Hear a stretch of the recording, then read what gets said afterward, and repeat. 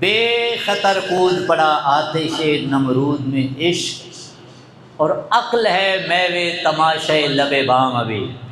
میں اگلے دن وہ سن رہا تھا اس بدبخت کا ایک کلپ، وہ مرزا جہنمی کا، وہ اس شعر کا نا مذاق اڑاتے ہوئے، تضییق کرتے ہوئے رب کے خلیل کی کہتا ہے اس شعر کو نا کتابوں میں رہنے دو، معاذ اللہ ثم معاذ اللہ جو اس نے بکواس کیا۔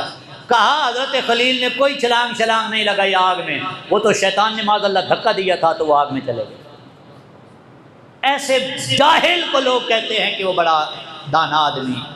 جناب حضرت ابراہیم خلیل اللہ کو لایا گیا، 40 دن سے آگ جل رہی ہے، منجنیق پہ رکھا گیا، اب جل جناب والا خلیل سامنے آگ جل رہی ہے، رب کائنات کی کائنات کا ذرہ ذرہ تڑپتا ہے، نوری کی رب کے دربار میں عرض بنا ہوتے ہیں، مالکا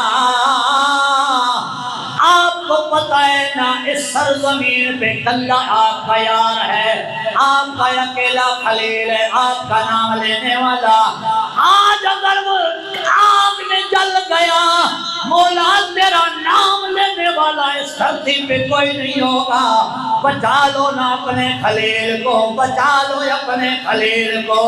رب مسکرا کے فرماتے ہیں میرا خلیل جو چھلانگ لگا رہا ہے لگانے دو نا۔